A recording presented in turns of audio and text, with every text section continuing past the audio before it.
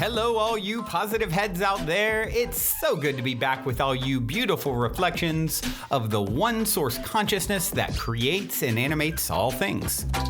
If you're new to this podcast, of course, we are super happy to have you here, and we just ask that you bring an open mind and heart to your listening experience and to be prepared to explore vantage points that I'm convinced will help shift or solidify your current understanding of the ultimate nature of reality in a way that is extremely empowering.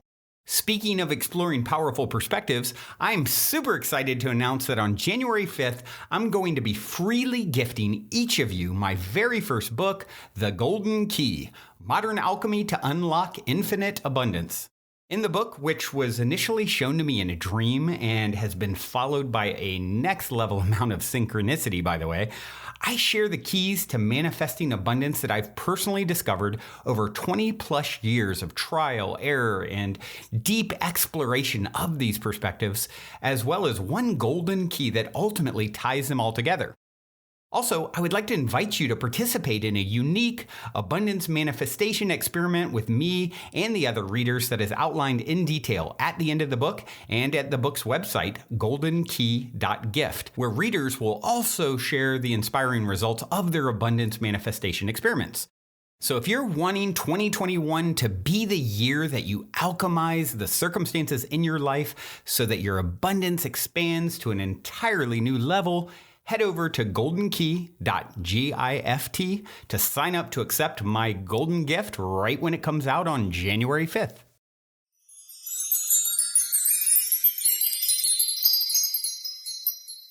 All right, all you positive heads, welcome back. Thank you so much for joining Samantha and I today, where Samantha had a good idea. She thought we would talk more about relationships.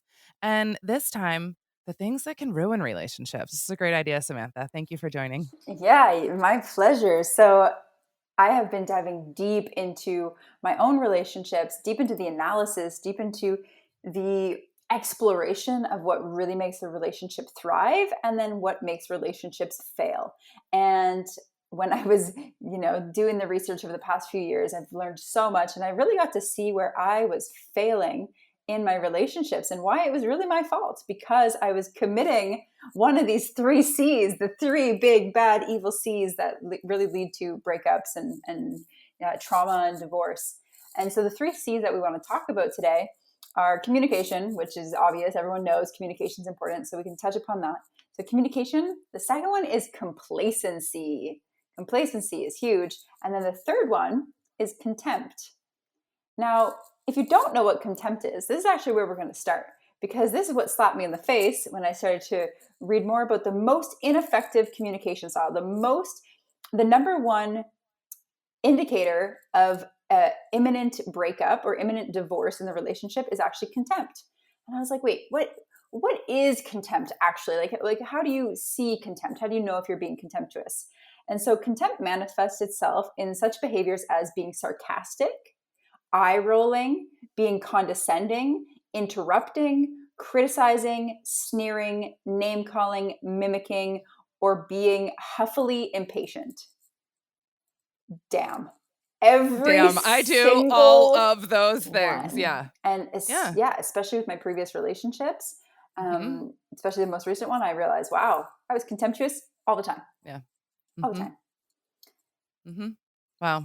Yeah. That definitely is a big smack in the face, because like you said, we can see when we look at this, the places where we're doing it. Like, it's not their fault. We tend to want to place the blame in relationships, but when we can look at it as, where am I the cause of this, right? Yeah. It changes the game to really be able to look at yourself and then see, maybe, it's me. I'm the reason why this isn't working out. Yeah, exactly. So, if this is so important, that I'm just going to read that list. I'm just going to read it off to you again real quick. So I would like for you to take a moment, everyone listening, if you care about your relationships and, maybe you're feeling like you're getting into more and more arguments, or there might be some resentment building. So ask yourself, do you feel that you are being this way, or are you seeing this from your partner? Okay, contempt. So being sarcastic, eye rolling, being condescending, interrupting, criticizing, sneering, name calling, mimicking, or being huffily impatient. Mm-hmm. So the reason why this is so deteriorating and corrosive, it's because it's literally belittling your it's emasculating, it's if you're a woman, or it's abusive in a very passive aggressive way, and it just eats away at the love. It's like the toxic poison that corrodes the love. And over time, what builds? Resentment, hatred, disgust, like where you feel so small. And if you do this to your partner, how do you have any respect for them? So you lose all respect, and then the fabrication that's really tying you together, there's nothing left. Right. And that's when it's over. That's when it's officially over.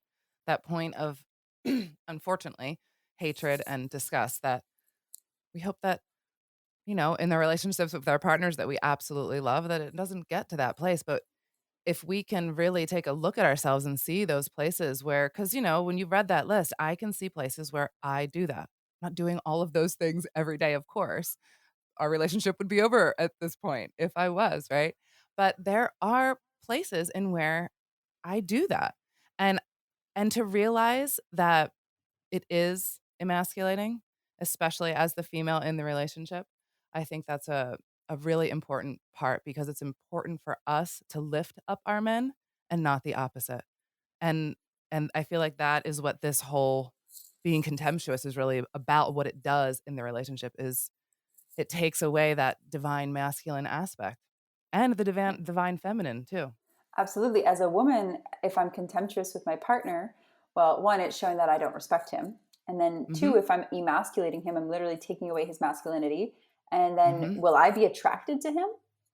Right? Am I Right. going to be attracted to the man that I've totally taken away his masculinity, or tried to? And then on the opposite side, is he going to be attracted to me? Is he going to then want to be closer to me if I'm eye rolling and making him feel little and mimicking him, or just being, Right. impatient and aggressive? Like, it's going to take a while before he's going to want to trust me and going to want to approach me. And then the sexual polarity, well, that's out the window, right? And so this is Oh a yeah. slippery slope. Yeah, it's the power struggle in relationships that we all go through this stage of, who's in charge. There's Yeah. always a power struggle component, right? And hopefully you can get on the other side of it, on top, if you can understand these things and recognize when you're doing them, because really it's all about trying to take your power back. When you're in a relationship, there's so much give and take that I think it's hard for us as individuals when we have to listen to somebody else's opinion about what is okay for us to do in our world. There's this power thing that happens, like, and this taking back of control and this push and shove, and it takes a minute to balance that out in a relationship. And good communication, back to the very first thing, is really a good way to get there. If you can really just explain to your partner, oh, okay, that's triggering me because it makes me feel like this. And your partner doesn't want to do that. If you're in a loving relationship, your partner probably doesn't even realize they're doing it. But if you point it out and just say, "Hey, that hurts my feelings." That's a really good communication tool, right? To be able to work through it and balance it out and recognize it when you're doing it next time. Exactly. And yeah, and really asking yourself, well, why do I roll my eyes, or why am I being Mhm. condescending? And oftentimes it's not an empowered person that's in that place. It's somebody that is in their small self, somebody that's in their shadow, somebody that's little boy or little girl inside is hurt. And Mhm. so this is a beautiful opportunity, like Erica said, to use the first C of communication, and paired with self-awareness, and be able to say, oh wow, okay, yeah, I actually just don't agree with what you said, or that didn't make me feel good. Because normally when we try to make somebody else feel small, it's because Mhm. we feel small.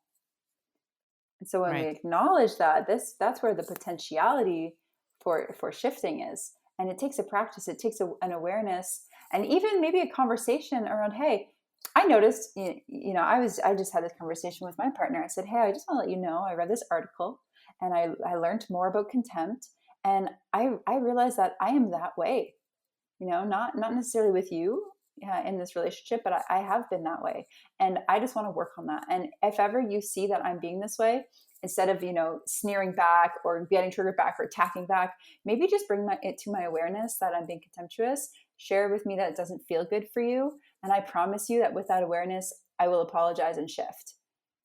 Yeah. Yeah, absolutely. And this makes me think about the times when we get hurt in our relationships, and not even in just our immediate intimate relationships, but even with our families and our friends.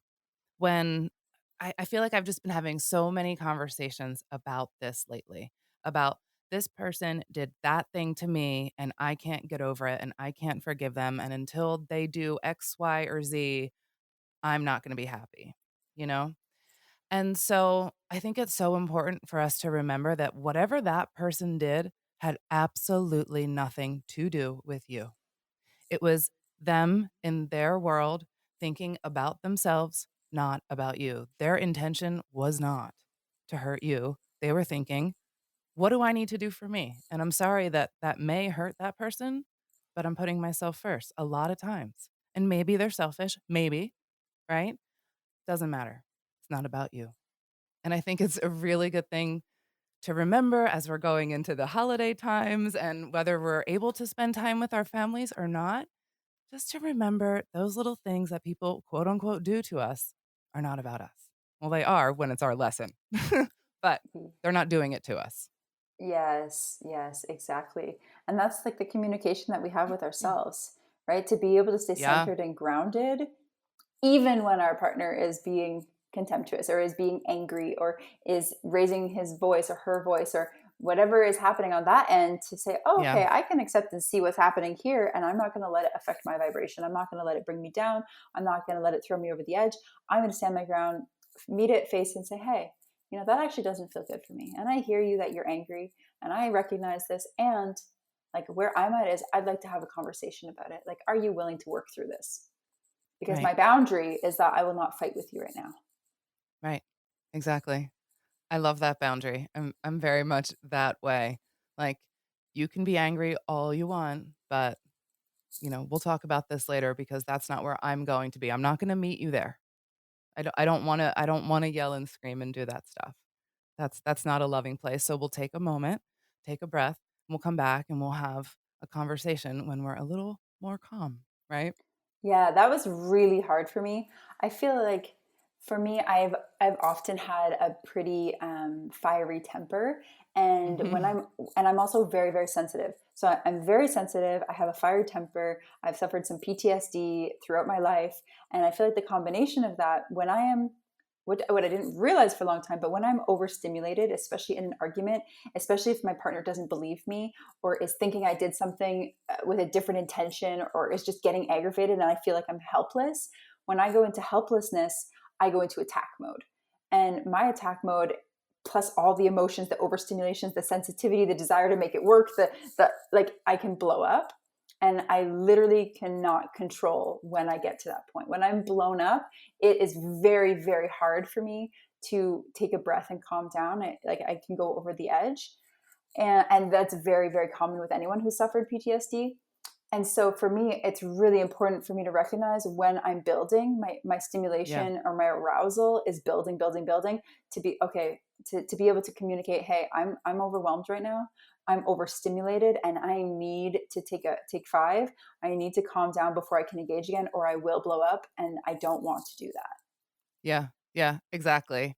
I've learned that exact process, and that's what I do now. It's like I can feel the cup filling, and before that last drop where it's just going to overflow, I'm gonna need to take a break, you know? Yeah.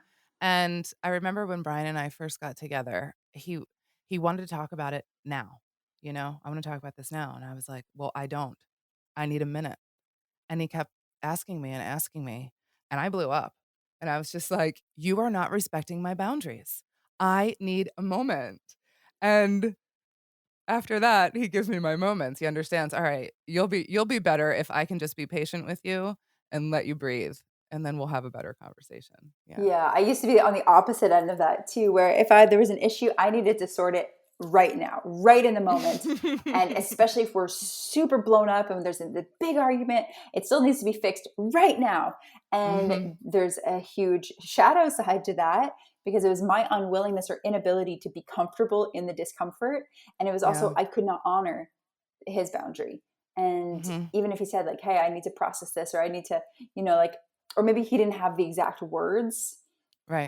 but I couldn't, I was so uncomfortable that I had to have it now. But in needing to have it now, we're trying to resolve through an energy of chaotic, overwhelm, blowout. And it's very challenging to build something delicate and beautiful when you are literally a bull seeing red, running around like crazy. Yeah, it's not that effective. That's why taking that little breather is a good one. And really all of this, and you said this earlier, but all of this really just comes down to having respect for your partner and really, trying to put yourself in their shoes. How do how are you feeling based on what I know about you? You should know them pretty well, right? Or that person, the other person pretty well. And so just having that respect to understand that there are certain things that trigger them, and you don't have to do those things, you know? Yeah. There's so many little ways to show respect to your partner. Yeah. It's so important to understand people's differences as well, right? Like Mhm. if we think about in terms of energy or vibration or frequency, some people are purples, like myself. I go high quick and low quick, high quick, low quick, high quick, low quick, and that's just a state change. That's the way your energy shifts. Where some people are more reds and they take a longer time to switch from one state to another, and then from that other state back to a different state. And so recognizing and understanding people's patterns, people's timing, people's energy shifts, the way that they move, the way that they process, that's a love language. Understanding the way that Mhm. your partner processes is a love language. Mhm. And not, being upset that they're not meeting you in the same way. It's just they're not able to, right? Like we Mhm. all shift differently. Yeah, we're all individuals. We all have our own way. And that again comes back to just respecting the way that your partner is and not trying to fit your partner into a box that you want them to fit in for you. Again, not about you. Allow them to be who they are to their fullest potential without you getting in the way, you know? What a Yeah. beautiful way to respect your partner. Yeah, exactly. Exactly. So it's so much about that respect, the honoring, the love, the acceptance, the communication. These are all beautiful pillars because again, there's the contempt, there's the communication, and then when we get to complacency, this is kind of like on the opposite end of the spectrum of triggers and fights and blowing up and trying to change each other and growing and evolving. This is just like, okay, what I think of when I think of complacency, and this is my judgment, so just take it for what it is, what it's worth here. But like maybe I go to work, my 9 to 5 job, you go to work your 9 to 5 job, we come home, we're both so exhausted, we just order a pizza, sit on the couch, watch TV. And then we don't do anything. There's no passion, there's no romance, there's no trying. We're just in our pajamas all the time. There's no date nights, there's no mixing it up sexually. It's just comfort, pure comfort and complacency. I'm going to gain 60 pounds, you're going to gain 80 pounds, you're going to stop showering, and we're just going to live on the couch like a bag of potatoes. And so many couples do this. Like It's true. so many people gain 20, 40 pounds when they get married or start dating seriously, and they just lose their hobbies, they lose their friends, they stop traveling, they just Netflix and chill for the rest of their lives. And the complacency, yeah, that's a huge destroyer of love and romance. Yeah, it's definitely a destroyer of all the fun in a relationship, the romance for sure.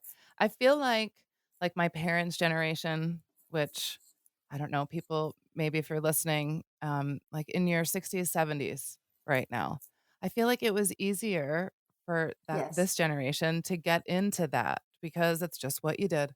You go to work, you come home, you make the kids dinner, you eat yourselves, and that's it. You go to bed and you start another new day.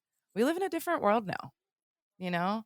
Yeah. And I feel like doing that now is like taking our relationship for granted, not putting the time and effort into it, not acknowledging how special it is to you, right? Yeah. Yeah. And then that I think also is what leads to people looking outside of the relationship for the excitement. Because who Yeah. doesn't love that initial love, right? That infatuation, excitement of that initial love. You don't get that a lot of times after 40 years of marriage if you've gotten complacent with it. Yeah, exactly. And a lot of people lose it within a year. And that's why Yeah. the curve of relationships, most relationships, the honeymoonish phase is around a year. And then at Mhm. around, 7 months to a year, it starts to drop drastically. And where lust ends, that's where true love really begins. And that's a Mhm. slower linear growth. But a lot of people don't realize that this shift is happening and they're on this constant high of lust. So it's really important to recognize that. And then, the opposite of complacency is novelty, like you said, things that are new and excitement. Mhm. And so doing new things together, literally just going on a trip, even if it's just to the next town, doing Yeah. things that are different, trying on different clothes, role playing, going to different restaurants, Mhm. switching up the side of the bed that you sleep on. Even that Yeah. that brings Yeah. some newness to the relationship. That's And true. we are humans, creatures of habit. However, like in relationship, to keep it new, to keep it exciting, to not look outside, to not be, bored in your relationship. Yeah, there are definitely things that we get to do that are so important to do to make sure that you're bringing in that passion and that excitement. Mhm. You wanna know one of my favorite ways to do that? Yes. And it might sound counterintuitive, but spending time apart.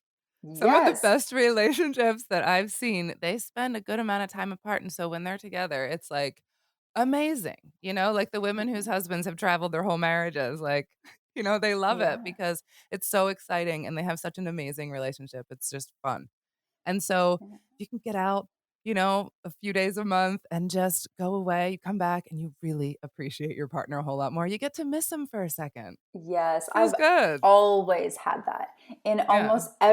In every adult relationship I've had, we've either started dating from different countries or they'll go off on work trips, I'll go off on travel trips, we'll meet up Mhm. again, where you get to miss each other. Right? Yeah, When you miss each other and you feel that lack, like distance truly does make the heart grow fonder because totally. you realize, you recognize, and as humans, we need alone time. We need to Oh, yeah. be alone. If only just, you know, to have that rejuvenation with ourselves and that connection with ourselves, but then to also appreciate through contrast, right? When you're with your partner Oh, all the yeah. time, you don't realize what it's like to not be with them. Mhm. Yeah. I love that balance of good alone time and then good partnership time. I see a lot of people that don't have one or the other, and neither one of them are happy. Yeah. Right? That good balance is really, really important. Yeah, I just spent maybe a couple days away last weekend, and it was so nice because I really miss Brian, and when I came home, it was so exciting to see him and give him a hug and give him a kiss and everything. It was just like, "Wow, okay, this is nice. I need to go away more often." Oh, I'm gonna do that. yeah. Yeah. It is Yeah. so important. So it's so beautiful. Yeah. We hope that everyone listening, that you're in really nourishing relationships, and that you're being fulfilled through the love that you're giving and receiving. And for anyone that's not, that going through challenges, realize that there's such beautiful opportunities, especially when you stop pointing the finger and looking outwards and blaming your partner, and then realize where it's really your responsibility and you're the one that's Mhm. creating this, and seeing where you can shift, even if just 1%. 1% over time really accumulates. And so making those shifts and doing the research internally of like, oh, well, where am I not showing up? Where am I emasculating my partner? Or where am I being degrading to my partner? Where am I not choosing love? And how can I commit to being better? How can I commit to showing up in a more loving, caring, tender, passionate way? Totally. And I will add, if you've done all that stuff and still, maybe your partner's not meeting you where you're at, maybe he's not playing along, he or she's not playing along, um, and you're not happy, then it's time to move along. You gotta set really good boundaries there and say, "All right, this isn't okay for me anymore. I think I've done everything that I can possibly do, and I'm not happy, and I don't wanna live this way." And so I love the idea of, like, when you are getting into a relationship, thinking about the person that's gonna be with you in your world is gonna fit so beautifully in your world, like, just easily. You don't have to change them. They are just gonna like all the things that you like automatically or do the things, speak your love language, whatever it may be. it shouldn't be that difficult. So it's really important to set those boundaries and recognize when it's not working and get Yeah, out. exactly. So many people stay in Yeah. relationships for so long. My Right. aunt Yeah. and my uncle, well, my ex uncle now, like they're splitting after 20 years, and that's Mm, crazy to think. 20 years, and she knew 15 years ago that she wanted to. So for anyone that's really not happy in a relationship, my recommendation when I tell my clients is set a date. If it's right now, yeah. give it 6 months. Say, okay, March 21st, by March 21st, it's either a hell yes or a hell no. And give your partner the opportunity to say, hey, I'm letting you know I am really not all in anymore. I'm not happy anymore. I'm actually considering leaving. And I'm giving us 6 months to really see if we're going in the right direction or if it's time to sever the ties. This is what I need from a relationship. Lay it out black and white. Give them an opportunity to accept or reject. If Yeah. they're going to accept, you're going to have a great relationship. If they reject, it's a redirection and you're going to find, manifest, co-create with the partner that you're actually meant to be with. But do not Absolutely. waste 20 years of your life, and not even 10 or 5 years of your life, being with a relationship that's really just not making you happy and that doesn't seem like it's changing no matter what you're doing. Right. Yeah. Because you're just going to stay there being miserable while your amazing relationship is out there waiting in the wings and you're not having it, and that's not what you want to do. You could make a different decision. It just Exactly. seems so much harder in it than outside of it.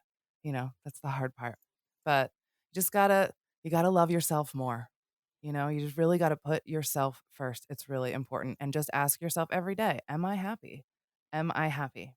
And I love that timeline. That is like the number one tool. You got to put a date on it because that's how you stay in a relationship for 20 years and you don't even realize it. Yeah. Like, whoops, where'd all that time go? Because it goes pretty fast. It's just an illusion, right? Oh yeah, and the trap there. Yeah. Oh well, maybe she's gonna change. Maybe he's gonna change. Yep. Oh, but he said he's gonna try harder. Oh, but she said Yep. she's gonna stop doing this thing and actually be more like this. Okay, well, saying and doing is different. Yep. Saying and being is different. And so, Hmm. if you see that they're making an effort and you really want it, but tune into your soul. Ask your soul, like, is this Yeah. truly what my heart desires? Is this what's in the highest integrity and intention for my soul? And be bold and courageous with the truth that comes through for you. Yeah. Yeah. That's really important. Listen to yourself and trust yourself. That's hard for us to do, but you got to learn how to do it. Life's a lot easier. Yep. Trust yourself. You have all of the answers. Promise. Pinky swear. Yeah. All right, you guys. I think that is enough for us today. This was a good chat. Thank you, Samantha. Thank We're going to leave you. you with a song for today. This is Ayla Nario, The Course. Until next time, love you all. We love you. Also, before we cue up today's song, I wanted to remind you about the game with the universe on our website, where you can choose the first number that comes to your mind and it'll pull up that episode number of the podcast. I've been saying this is a great way to co-create synchronicity and magic with your higher self for quite some time. And if you go to positivehead.com/universe, there is a super fun and simple interface to play this game with your higher self. I firmly believe just by setting the intention to play in this way, it opens up the door for magic, and it's a synchronistic way to hone in on nuggets of wisdom out of the huge catalog of episodes that are specifically appropriate for you at this time in your journey to becoming the next greatest and greatest version of yourself. And it also makes for a super fun way to spark the curiosity of friends and family by having them choose a number, so they'll hopefully go and check out their number as well, which I greatly appreciate because it helps us to spread the word about the podcast. Once again, the address is positivehead.com/universe. And as a quick reminder, if you're curious to learn more about Purium superfoods and why I take them almost every day, be sure to also check out positivehead.com/transformation. On this journey of becoming the next greatest and grandest version of ourselves that we have all embarked upon, I cannot stress the importance of managing your physical vibration enough. And quite honestly, Purium has put together the simplest plan I've found to do so. I have my favorite, the appleberry shake, at least 5 times a week. Once again, to learn more about the Purium transformation, go to positivehead.com/transformation. Or if you want to keep it simple and just try out my favorite, the Appleberry Shake, you can go straight over to ishoppurium.com and be sure to use code positivehead for 25% off. I'll spell that for you. It's ishoppurium.com, and be sure to use your positivehead 25% coupon code.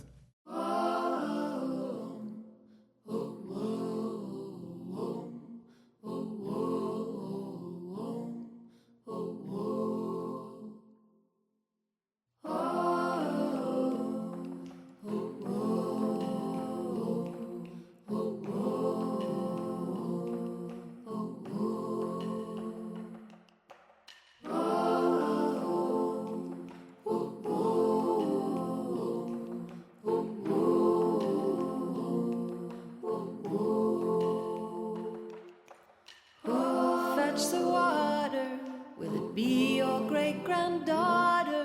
My darling will fetch the water.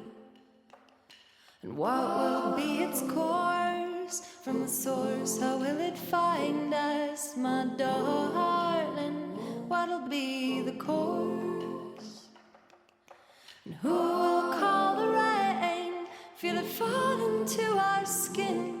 From a welling deep within, who'll call the rain? And who will strike the drum when our thundering heartbeat needs it? When the feet gotta pray it down, who'll beat the ground?